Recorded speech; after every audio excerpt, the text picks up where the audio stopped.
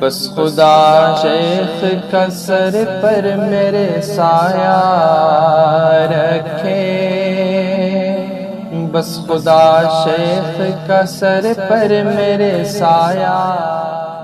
ہمارے چھوٹے سے چھوٹے بچے کے ذہن میں ہم نے یہ بات بٹھا رکھی ہے کہ دنیا میں اگر کامیاب ترین انسان بننا ہے تو ڈاکٹر بن جاؤ، انجینئر بن جاؤ، بزنس مین بن جاؤ، فلاں بن جاؤ، فلاں بن جاؤ، فلاں بن جاؤ۔ تو یہ ایک طرح سے عقیدہ ہے۔ عقیدہ اصل کس کو کہتے ہیں؟ عقدہ سے لیا گیا ہے، اور عقدہ کہتے ہیں گرہ کو۔ ہم کسی چیز کو مضبوط کرتے ہیں تو اس کو مضبوط کرنے کے لیے ہم گرہ لگا دیتے ہیں۔ تو جو بات مضبوطی سے ہمارے دل و دماغ میں بیٹھ جائے تو اس کو عقیدہ کہتے ہیں، اس لیے کہ ایک طرح سے گرہ کی طرح سے ہمارے دل و دماغ میں وہ مضبوطی سے بیٹھ جاتی ہے۔ اب جب کوئی بات اس طرح مضبوطی سے بیٹھ جاتی ہے تو بیٹھنے کے بعد پھر جسم وہی کرتا ہے جو ہمارے دل و دماغ میں بات بیٹھی ہوئی ہے۔ آج صبح سے لے کر کے شام تک ساری جو حرکت نظر آ رہی ہے، اس حرکت کے پیچھے کیا ہے کہ میری دنیا بن جائے، میری دنیا بن جائے، میں اچھا لباس پہن لوں، میں اچھی گاڑی رکھ لوں، میں اچھا مکان کر لوں۔ اور حقیقت بھی یہ ہے کہ دنیا کے اندر اگر آپ کچھ محنت کریں گے تو آپ کو کچھ ملے گا، محنت نہیں کریں گے، گھر میں بیٹھیں گے تو آپ کو کچھ نہیں ملے گا۔ یہ چیز چونکہ ہمارے دل و دماغ میں بیٹھ چکی ہے تو اس لیے ہم دنیا کی کوشش میں لگے ہوئے ہوتے ہیں۔ ایک ہاری زمین میں بیج ڈال رہا ہوتا ہے، اس کو یقین ہے کہ 6 مہینے کے بعد مجھے فصل کی صورت میں اس کا کئی گنا بڑھ کر کے ریٹرن ملے گا۔ ایک ہاری زمین میں دھان لگا رہا ہے، اس کو یہ یقین ہے کہ کئی مہینوں کے بعد مجھے اس کا رزلٹ کئی گنا زیادہ ملے گا۔ اسی طرح سے ایک گنے کا جو ہاری کسان ہوتا ہے وہ گنا لگاتا ہے، اس کو پتا ہے کہ آج یہ چھوٹے چھوٹے گنے کے ٹکڑے میں نے بو دیے تو 2-3 سال تک مجھے اس کا پروفٹ ملتا رہے گا۔ تو ہر انسان کے دل و دماغ میں دنیا کے حساب سے یہ چیز بیٹھی ہوئی ہے جس کی وجہ سے وہ محنت کر رہا ہے اور اس کا ثمرہ پا رہا ہوتا ہے۔ جو حدیث آپ کے سامنے پڑھی ہے نبی کریم صلی اللہ علیہ وسلم نے، اس میں یہی بات سمجھائی ہے کہ جس طرح سے دنیا میں تمہارا یہ عقیدہ ہے کہ محنت کریں گے، بیج ڈالیں گے تو اس کا فصل کاٹیں گے، آخرت بھی اسی طرح سے سمجھ لو کہ یہاں جو کچھ کرو گے تو اس کا ثمرہ مرنے کے بعد تم کو ملے گا۔ ایک اچانک سے میرے ذہن میں بات آ گئی، دونوں چیزوں میں ایمان بالغیب ہے۔ ہاری زمین میں بیج ڈالتا ہے، بیج ڈال دینے کے بعد اللہ دے والے، اس کو اس چیز کی کوئی گارنٹی نہیں دے سکتا ہے کہ کوئی کیڑے مکوڑے چونٹیاں اس کے بیج کو برباد کریں گے یا اس سے کوئی فصل نکل آئے گی۔ اس کی نظروں سے اوجھل ہو گیا بیج، اب آگے اللہ کے حوالے ہے، اللہ چاہے تو اس سے فصل نکالے، نہ چاہے تو فصل نہ نکلے۔ مرنے کے بعد کی زندگی بھی ہماری نظروں سے اوجھل ہوتی ہے۔ یہاں دنیا پہ ہمارا یقین پکا، اس لیے ہر ہاری اپنی زمین کے اندر بیج ڈالنے کی کوشش کرتا ہے۔ آخرت کے متعلق ہمارا اعتقاد کچا، اس لیے ہم آخرت کے کام کرنے کے لیے تیار نہیں ہوتے۔ آج جمعے کے بیان میں کہہ رہا تھا، میں نے کہا کہ دیکھیے دنیا کے ہمیں پتا ہے کہ پورا مہینہ اگر ہم سروس پہ جائیں گے، آفس میں جائیں گے تو ہمیں سیلری مل جائے گی، اس لیے ہم پابندی سے چلے جاتے ہیں۔ اور جمعے کی نماز فرض کا جیسے سلام پھیر لے سارے کے سارے لوگ بھاگ رہے ہوتے ہیں کہ بس اب امام جانے، باقی سنتیں جان لے۔ نبی کریم صلی اللہ علیہ وسلم کا ارشاد ہے کہ جو انسان 24 گھنٹے میں 12 رکعت پڑھ لے گا، جو سنت موقعہ آپ شمار کر لیں گے 12 بن جائیں گی، 12 رکعتیں پڑھے گا، اللہ تبارک و تعالی جنت میں اس کے لیے محل بنا دیں گے۔ یہاں دنیا کا چھوٹا موٹا گھر بنانے کے لیے ہمیں کتنے جتن کرنے پڑتے ہیں، کتنی محنت کرنی پڑتی ہے، خون پسینے کی کمائی اکٹھی کر کے چھوٹا موٹا مکان بنا لیتے ہیں۔ یہاں پر کیا ہے، صرف 12 رکعتیں سنتوں کی ہم نے پڑھ لی، اللہ تبارک و تعالی وہاں پر اس کا ہمیں جو ریٹرن دے گا وہ جنت میں ایک محل، اور حضور صلی اللہ علیہ وسلم کا ارشاد ہے، فرمایا جنت میں ایک کوڑا رکھنے کی جگہ اگر اس کو مل جائے تو اس کا اگر دنیا سے تقابل کیا جائے تو ساری دنیا اپنے خزانوں سمیت اکٹھی ہو کر کے اس کا قیمت نہیں بن سکتی۔ تو دوستو، حضور صلی اللہ علیہ وسلم نے اس حدیث میں ہمیں یہ سمجھایا کہ دیکھو یہاں دنیا میں جو کچھ کرو گے مرنے کے بعد وہ فصل تمہارے سامنے آئے گی۔ الدنیا مزرعۃ الآخرہ، دنیا آخرت کے لیے کھیتی ہے، آخرت کے لیے زمین ہے۔ ایک حاری جس طرح سے زمین میں بیج بوتا ہے اور اس کو یقین ہوتا ہے کہ مجھے اس کا ریٹرن ملے گا، ایک مسلمان بھی دنیا کے اندر جو کچھ عمل کرتا ہے تو اس کو یقین ہونا چاہیے کہ مجھے بھی اس کا ریٹرن ملے گا۔ دنیا میں کوئی حاری ایسا نہیں ہے جو دان کی فصل کرے اور یہ امید باندھے کہ میرے کو یہاں سے گندم ملے گی، مکئی کا بیج ڈال دے اور یہ امید کرے کہ میرے کو یہاں سے چاول ملیں گے، کیکر کا پودا لگا لے اور یہ امید کر بیٹھے کہ اس سے بڑے بڑے قندھاری سیب میرے کو ملیں گے یا قندھاری انار میرے کو ملیں گے۔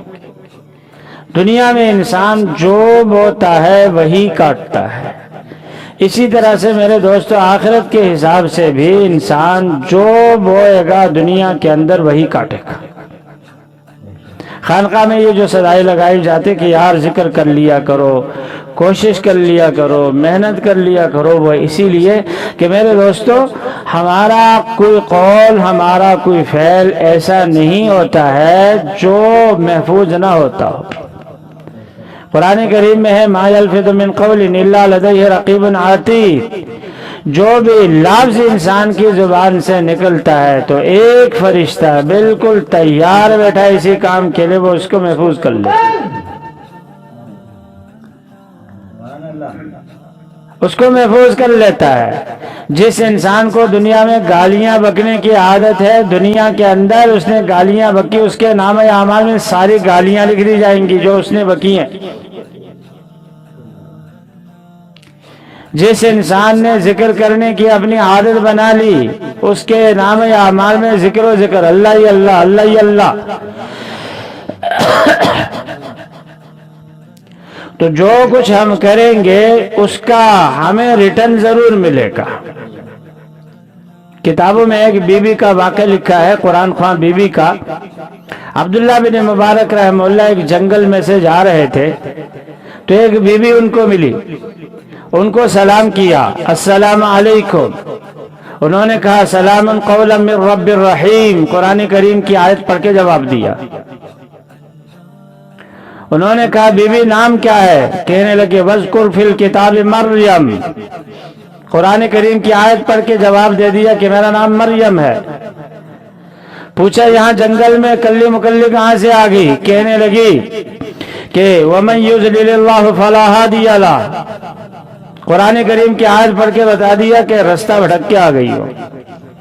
پوچھا کہاں سے آئی، کہاں جا رہی تھی؟ کہنے لگی من المسجد الحرام الى المسجد الاقصی، مکے سے روانہ ہوئے تھے، بیت المقدس جا رہے تھے۔ پوچھا تمہاری اولاد بھی ہے؟ کہنے لگی المال والبنون زینۃ الحیات الدنیا۔ پھر اس کے بعد پوچھا کیا آپ کو سواری پہ بٹھا کر کے میں آپ کے قافلے تک پہنچا دوں؟ کہنے لگی حل جزاء الاحسان الا الاحسان۔ سواری بٹھائی، جب وہ بیٹھنے لگی تو آگے سے بولنے لگی قل للمؤمنین یغضوا من ابصارہم ویحفظوا فروجہم، نگاہیں پس کر لو، میں سواری پہ بیٹھ رہی ہوں، کہیں بے پردگی نہ ہو جائے۔ چلتے چلاتے ہاں وہاں پر پیر ذرا سے ان کا پھسل گیا، گر گئی، تو پوچھا چوٹ تو نہیں لگی؟ جواب دینے لگی ما اصابتکم من مصیبت فبما کسبت ایدیکم ویعفو عن کثیر، جو بھی مصیبت ہوتی ہے تو اپنے بدعمالیوں کی وجہ سے آتی ہے، میری اپنی غلطی ہے۔ بٹھا کر کے قافلے تک پہنچایا، وہاں ان کے بیٹے تھے، پوچھا کیا اس میں آپ کے بیٹے آپ کو نظر آ رہے؟ تو جواب دینے لگی وَبِالنَّجْمِ هُمْ يَهْتَدُونَ، میرے بچے ایسے یہاں نظر آ رہے جیسے آسمان کے تارے۔ بھئی عجیب بھی جب بچوں سے بات ہوگی وہ بھی ہر بات کا جواب قرآن سے دیں. پوچھا آخر ماجرا کیا ہے، تم لوگ پوری قرآنی فیملی ہو؟ کہنے لگی صاحب قرآن کریم میں ہے ما یلفظ من قول الا لدیہ رقیب عتید، کہ خدا کی طرف سے ایک فرشتہ نگرانی کے لیے مقرر ہے، جو لفظ زبان سے نکلتا ہے وہ اس کو محفوظ کرتا ہے. ہم اور ہماری اماں ہم سب چاہتے ہیں کہ نام اعمال خدا کے سامنے جب پیش ہو تو قرآن و قرآن کے علاوہ کچھ نہیں. تو اس لیے میرے دوستو یہ دنیا اللہ تبارک و تعالی نے ہماری جو زندگی بنائی ہے یہ ایک کھیتی کی طرح ہے. جس طرح سے ایک ہاری ایک کسان کھیتی میں محنت کرتا ہے، بیج ڈال دیتا ہے، اس کو امید ہے 5-6 مہینے کے بعد اس کا ریٹرن میرے کو ملے گا. اسی طرح سے ہم دنیا میں جو کچھ کر لیں، خانقاہ میں یہ چیز سمجھا جائے یہاں پر جو کچھ کیا جاتا ہے مرنے کے بعد اس کا ریٹرن ضرور ملتا ہے.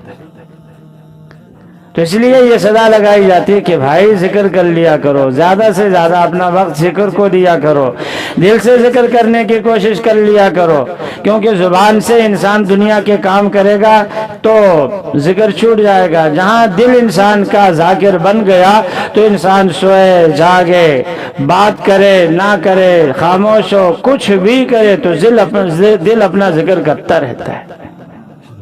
اس کا کوئی لمحہ بغیر ذکر کے نہیں گزرے گا. جب میدان حشر میں اللہ کے سامنے اس کا نام اعمال پیش ہو جائے گا.